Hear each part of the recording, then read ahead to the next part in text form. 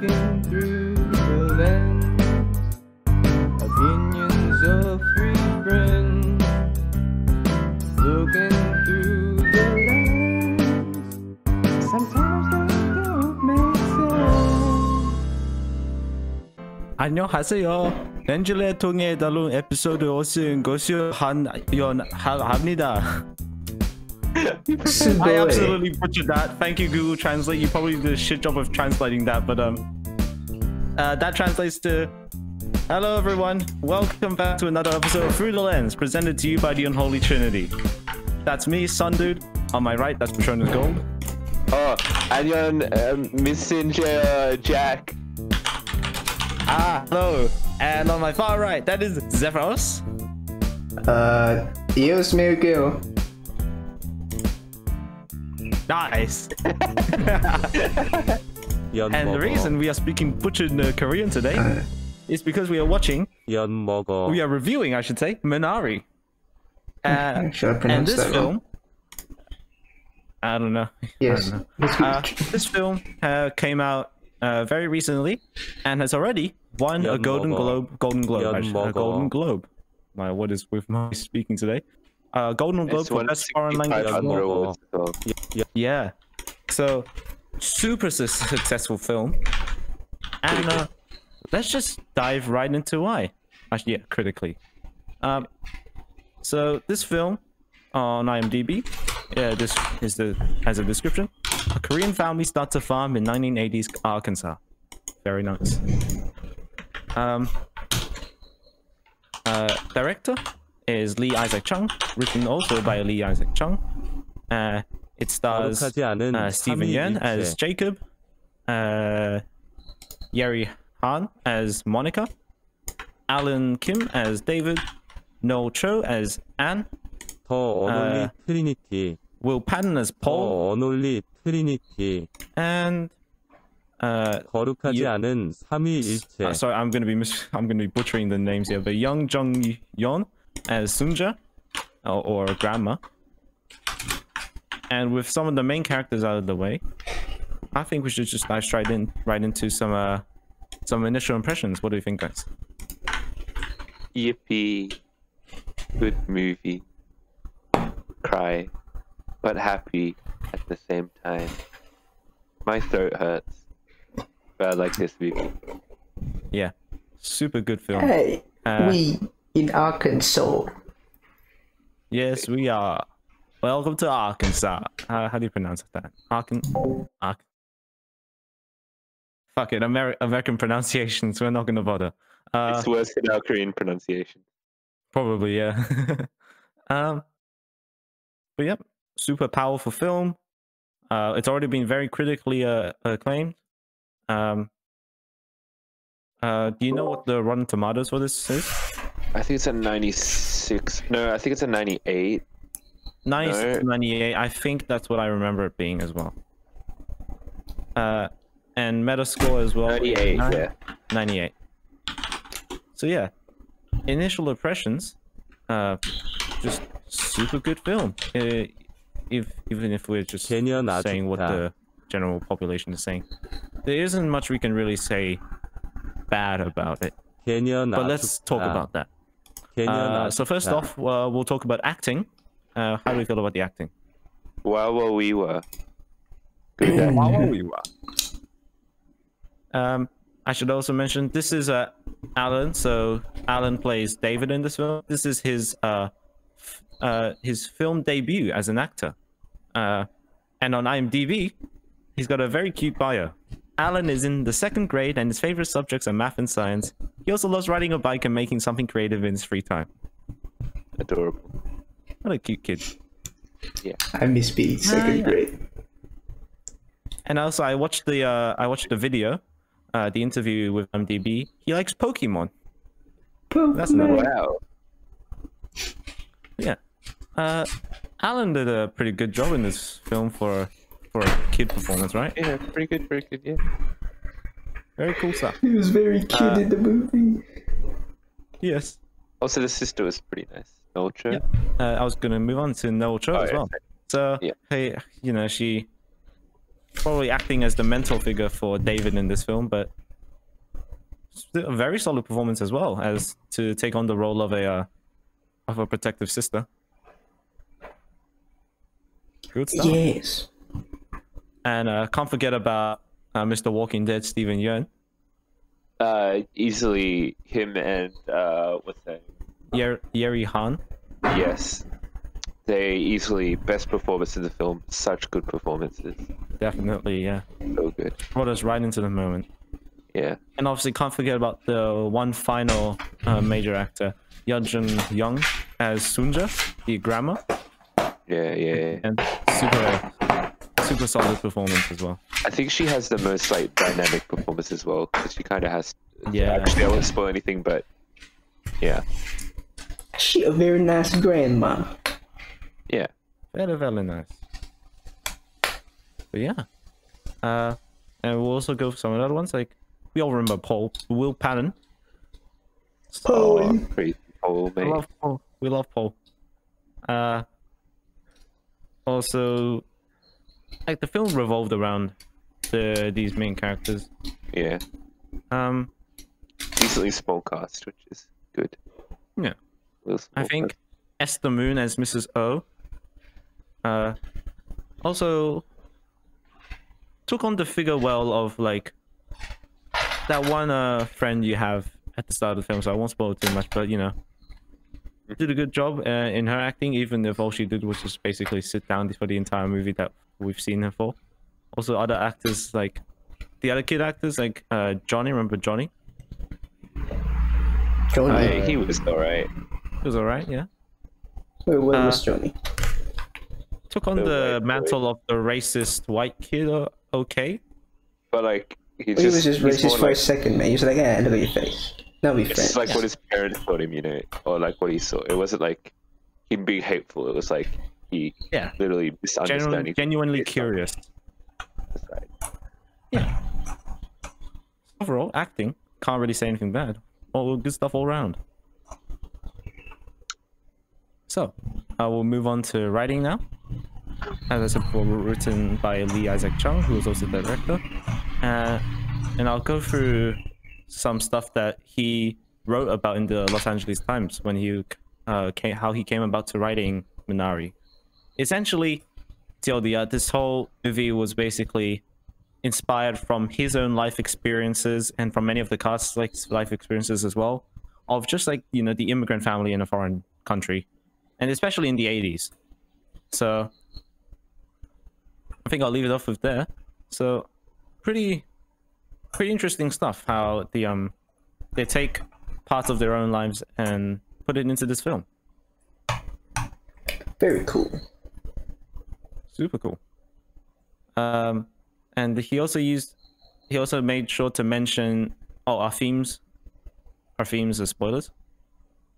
I will leave them for the spoilers, yeah. Alright. But many of the themes he took from his own life and reflected them very well in this film. And the main morals and messages are very clear.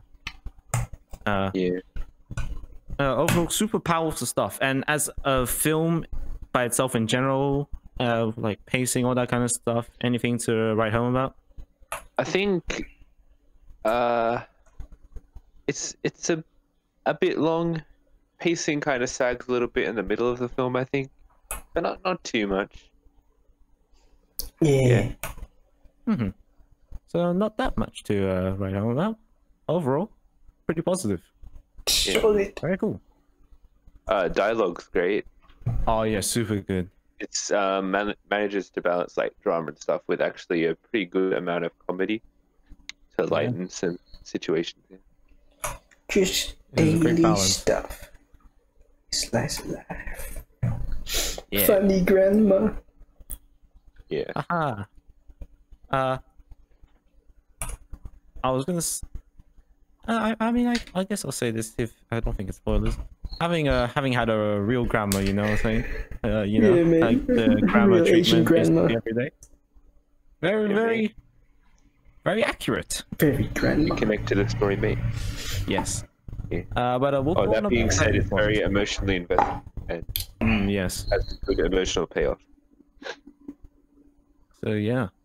The emotional payoff in this film is super high, and yeah, just really enjoyed it. We'll talk about more about it in spoiler zone, but overall, can't say anything bad about writing other than a little bit of a pacing issue, but that wasn't really too much, anyways. So pretty cool. Try to move on. Yeah, man. Cinematography. Fair, just pretty good, right? Yeah. Oh, it's actually every environment looks really nice. So. Yeah. And if we're talking about environment, we might as well move on to editing and visuals. Not so much on the editing side, but in terms of like the set pieces, all pretty great. Very 80s. Yeah. Actually, the farm stuff, it looks pretty timeless, to be honest. Like it's Which is farm stuff, it isn't it? could be anything. Yeah. It's set in the 80s, but Well, like yeah, environment and like cars and like people dressing up and furniture stuff, pretty vintage. Yeah. Yeah. So overall, and this is I should be low budget movie because it came from A24. So yeah, Relatively it's low like budget. budget 2 million according to Wikipedia. It's so less than pretty Avengers, therefore budget. Ah, yeah. Less than Avengers. Yeah. But yeah, and you could tell obviously there wasn't too many high budget things that would have been required in this film, but overall pretty solid stuff along the lines of cinematography and editing and visuals. We'll finally hit it off music before our spoilers. Nothing really special about music, I would say. Music just really fit with the film. It really added on and enhanced the viewing experience of the film, and just really solid. Yeah. Yes. Pretty good. Super good. All right. Now, spoiler zone. Spoiler zone. Spoiler zone. Uh-oh. All right. Now, obviously, we'll first go on some of the very powerful moments in this film. I think, as we talk about with the emotional payoff at the end, seeing you could tell when the fire came up, and first of all, Grandma caused the fire, and so it's kind of like Grandma all along. But in a positive way, unlike Agatha in WandaVision. If you haven't checked out our WandaVision reviews, please check them out. Plug. Shameless self-promotion. Plug. Yeah. Grandma started the fire, and the fire led to them having like this kind of re-understanding at the end of the film. Grandpa started the fire. The fire was...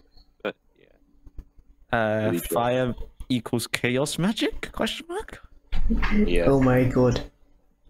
Make sure you're subscribed so you don't miss our review of the final WandaVision. Grandma is behind the hex. I just thought of something. You know how we're talking about like rebirth, like being a theme of the film? Yeah. You know when like you like cleanse the forest by burning it to like make things like grow back better? To fix the soil. Yeah. Yeah, but she just burned the fucking barn house. Yeah, to rebirth the family. Have them grow back stronger than ever. Like a phoenix from the ashes. Ah, Dark Phoenix reference, I see. Aha! Wow, what a tangent. Quicksilver. Earlier. Literally, I have a tab open right now about what X-Men Dark Phoenix did wrong. He did everything wrong. Alright. Yeah, the Matrix was Charles Xavier, mate. Alright. But to pull it back to the episode, so the fire, first of all, we see Monica run off to help no, not David. Dad. Jacob. Yeah. Monica runs off to help Jacob, husband and wife. The wife runs to help the husband, who's aimlessly trying to save his produce. And they run out of the barn house just before they might have got burnt to smithereens. And that was that moment where he couldn't find his wife. Jeez, yeah. For a moment, you lose your wife and you thought you've lost it all. But then... she there. She not there. She She's alive. just there. Oh, I think she said she dead. She there. And then they went out. Yeah. And they're like, oh, fuck, this is a fire. Couldn't breathe with a fire, can you? Yeah. That moment was just super tense. And you were like super worried for them. And then you get that sigh of relief at the end. So that was a really powerful moment. But I think more powerful was just seeing like the grandma walk off. And then the two children screaming at her to come back. And that moment, I won't say it was relatable as much, but it just struck something in me. It was, we saw David Allen's character in this film just be super repulsive against his grandma, super rejecting of her. But at the end, they want her, they need her. And that was just that was basically the moment that almost brought me to tears. So. And he ran, mate. The grandma was like, I believe you can run, earlier in the film. He's like, nah. And then at the end, he runs to his grandma to tell her to come back. Yeah. Beautiful moment. Super beautiful moment. I love the writing of that moment. Of the fire and the grandma walking off scene were played alongside each other. But it was just super powerful, and I love that scene so much. So nice from Lee Isaac Chung. Absolutely. Any other powerful moments before we talk about themes and morals? Powerful moments. Oh, the scene where the grandma has a stroke. Yeah. That was a pretty sad. Good word. Worrying moment. Confronting. It was kind of confronting, you know. Yeah. And definitely for people who have experience with elderly people in their family having dementia, that moment would have struck a lot of people in the heart, but not necessarily for me. But another really powerful scene that really builds on the story. Yeah. And that moment as well, we saw here. Grandma was always saying, "Broken ding dong broke." and now how the turntables. Yeah, that was like the. But grandma don't have ding dong, mate. No. Wait, where that's pussy? 7 days a week. Cut that out. We're gonna cut that out. Also, I just realized we watch a lot of movies about dementia, don't we? I know this movie's grandma made, but I keep saying they have dementia. Oh, it's just you, mate. Then. Is it that we watch a lot of dementia movies, or do dementia movies watch? No. Or do they dementia us? Are there a lot of movies with dementia? Or do we have dementia and we're misremembering things, man? Dude, bro, that's too deep. That's too deep, bro. So yeah, that's another powerful moment. Yeah. Any others?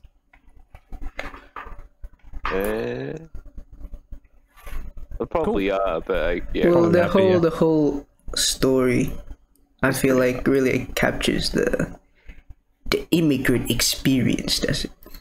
Yeah. As a final one, when he's able to get his produce sold, that was like a powerful moment. But then basically immediately countered by the ending scene where it's all burnt. It's all gone.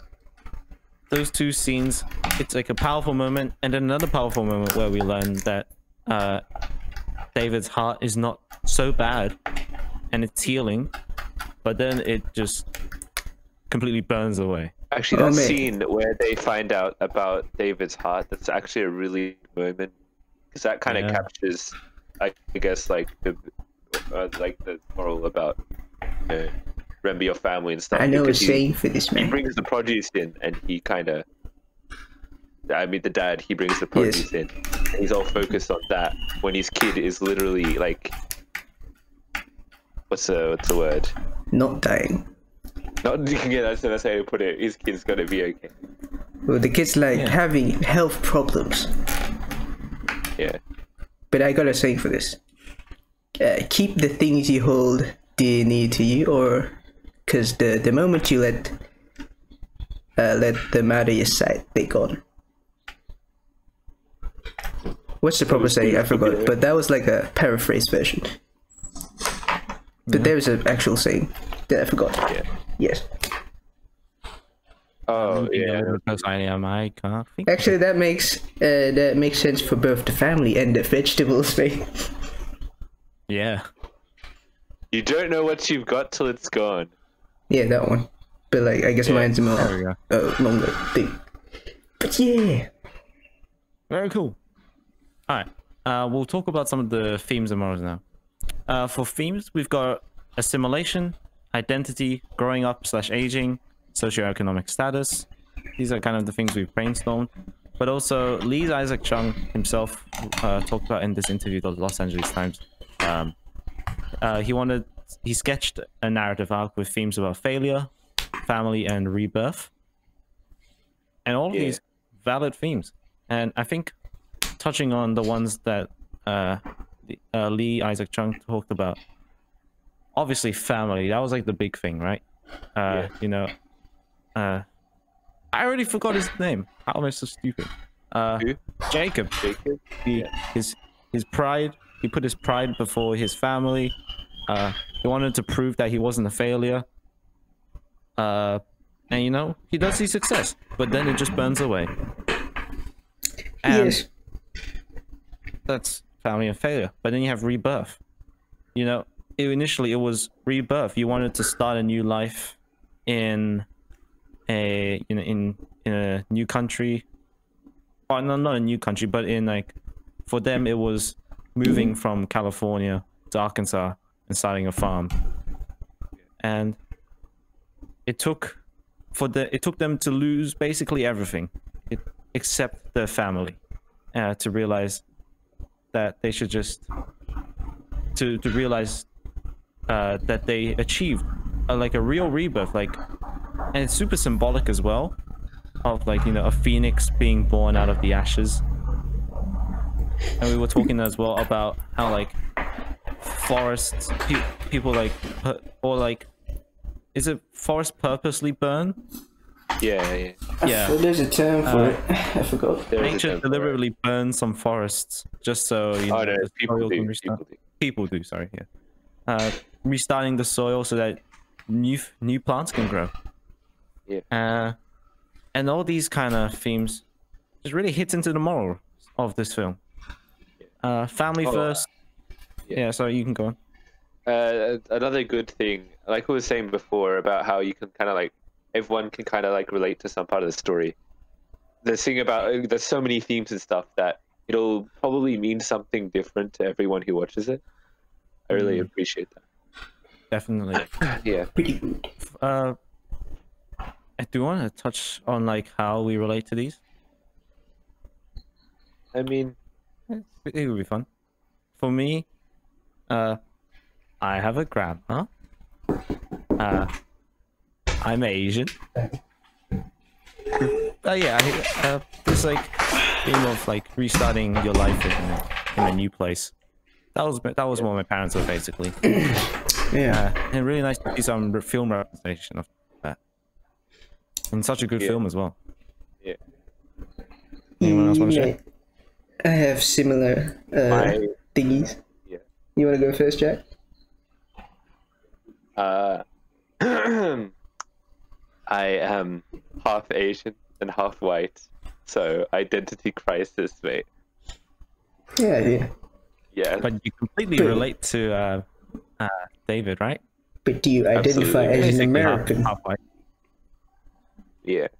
Yeah, American. Also, I have a family, and That's really nice. we live on a farm. Oh, yeah. To some extent, Live we on a like go to the farm. farm in the holidays. So like, yeah. Did I tell you that Yeah, you told us before. Oh yeah. When I was on an exchange trip to America, I lived on a farm. Pretty nice, man. I almost got attacked by a snake. So I also relate to Dave. Snakes. Yeah. Yeah. Snake. pretty good. Well, I relate to. And Oh, you're not done, alright? no. Alright. For me, as a once immigrant, I relate to the immigrant things, such as moving to a new place, meeting new people, being like, what the fuck is going on here? And like assimilating, yeah. And I'm Asian. You left us. Oh yeah, I did. Cause Not good enough. I have. You're like an immigrant. Like you. No, I immigrated, then I went back. And then what's the opposite of immigrant, mate? I went to Burger King, then I walked back home from Burger Yeah, King. basically that happened. Yeah. I just stayed at Burger King for 4 years. Should just be Hungry Jack's. But, Yeah, Hungry Jack's more accurately. Same And difference. yeah, I have an Asian family too. Wouldn't you look at that? Yeah. Man. We a bunch of Asians. Just You can relate because he drank piss. yes. Yeah. Yes. But It to was fun. pull this conversation back to the episode once again, because I pulled it off on tangent. I pushed it off onto a tangent. Family first. Remember your family and what you're living for, mate. Organize your priorities Be grateful. and be grateful for the health of your loved ones. Yeah. Yeah. Lee Isaac Chung hits the nail on the head with the messages he wants to. Oh, Reagan, mate. And yes, Reagan. Yeah. Fuck Reagan. I like the idea of reading Reagan as vegan. What did I? Reagan. Yeah. Yeah. Alright. Family first party. Yes. Yeah. Alright. Beautiful. Final verdict. Yes. I thought I thought of something else, but I guess not. Never mind. All right. Inception. Final verdicts. As always, we start on the fire. So Dio, give us your score. Yeah, mate. This is a solid movie, mate. Really good, eh? Has good acting. Pretty good writing. Everything's pretty good. Yeah. I give it a 1037 degrees. Therefore, 9 out of 10. Which is not 10, 37 degrees. Yes. Yeah. All right, Jack. Let's go. For me, everything Theo said, like it's a great movie, very emotional. It's a great theme. Got some real meaning out of this one. Just overall, well made, great story, great acting, all of the good stuff. Maybe a little bit of pacing issues, but nothing too bad. I'm also gonna say a 9. Yeah. Well, that makes my job easier. I'm gonna give it a 9 for a combined average of 9.2. Whoa. 9. 9.2. 420. 420. Beautiful, mate.